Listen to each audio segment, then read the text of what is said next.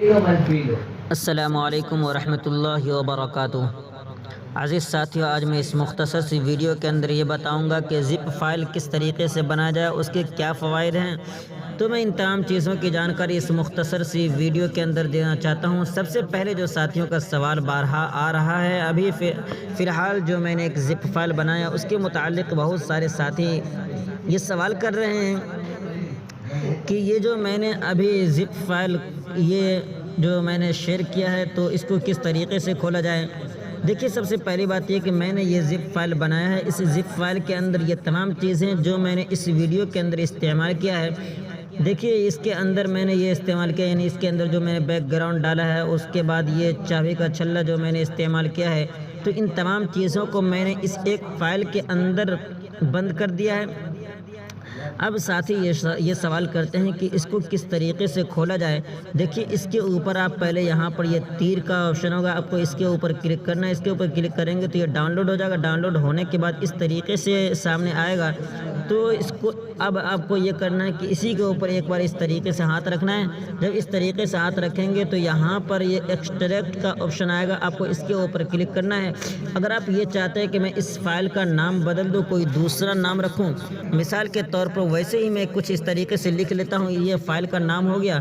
اس کے بعد اگر آپ اس کو نکالنا چاہتے ہیں تو یہ ایکسٹریکٹ کے اوپر اس طریقے سے کلک کیجئے، تو جو چیزیں اس کے اندر ہیں وہ تمام چیزیں آپ کو مل جائیں گی۔ دیکھیے، یہ فائل کے اندر یہ تمام چیزیں آ گئی ہیں، تو اب آپ یہاں سے اس کو استعمال کر سکتے ہیں۔ دیکھیں، یہاں پر یہ تمام چیزوں کو میں نے اس ایک فائل کے اندر تبدیل کر دیا تھا، اس ایک فائل کے اندر رکھ دیا تھا۔ یہ تو اس کے کھولنے کا طریقہ تھا، زپ فائل کو کس طریقے سے کھولا جائے۔ لیکن اگر آپ یہ چاہتے ہیں، خود کا زپ فائل بنانا چاہتے ہیں، آپ یہ چاہتے ہیں کہ کوئی بھی ویڈیو، آڈیو، فوٹو یا کچھ بھی ہو، ان تمام چیزوں کو اگر ایک فائل کے اندر رکھنا چاہتے ہیں تو ان تمام چیزوں کو پہلے اس طریقے سے سلیکٹ کر لیں۔ اس کو سلیکٹ کرنے کے بعد اوپر دیکھیے یہاں پہ مور کا آپشن ہوگا، اس کے اوپر کلک کرنا ہے۔ اس کے بعد یہاں پہ کمپریس کا آپشن آئے گا، اس کے اوپر کلک کیجئے، اور اس کے بعد اس فائل کا، اس زپ فائل کا کوئی بھی نام رکھنا چاہیں آپ پہلے اس کا نام اس طریقے سے رکھ دیں، کچھ بھی آپ نام لکھ دیں۔ نام لکھنے کے بعد یہاں پہ کمپریس کے اوپر کلک کریں، اور اس کے بعد بس یہ زپ فائل میں تیار ہو چکا۔ دیکھیے، یہ فائل یہاں پہ موجود ہے۔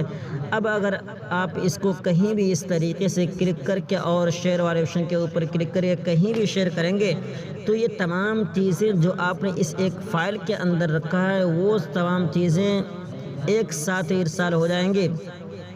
اب کوئی بھی اس ایک فائل کو کھولے گا تو اس کو کھولنے کے بعد اسی طریقے سے وہ تمام چیزیں اس کے پاس پہنچ جائیں گی۔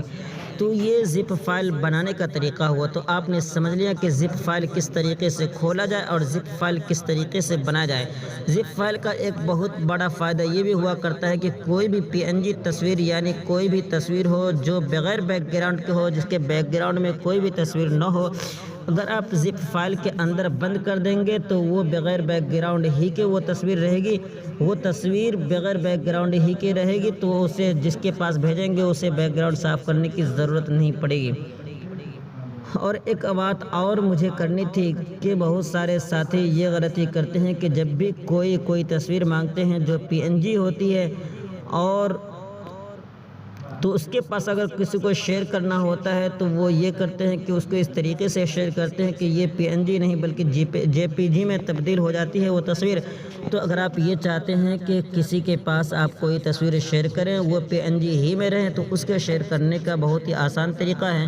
دیکھیے، اس کے اوپر یہاں پر کلک کیجئے، اس طریقے سے کلک کرنے کے بعد یہاں پہ فائل کا آپشن آئے گا، اس کے اوپر کلک کیجئے، اور اس کے بعد جو کچھ بھی آپ بغیر بیک گراؤنڈ کے بھیجنا چاہتے ہیں، یعنی PNG میں بھیجنا چاہتے ہیں، اس کو اس طریقے سے ایک بار سلیکٹ کر لیجئے۔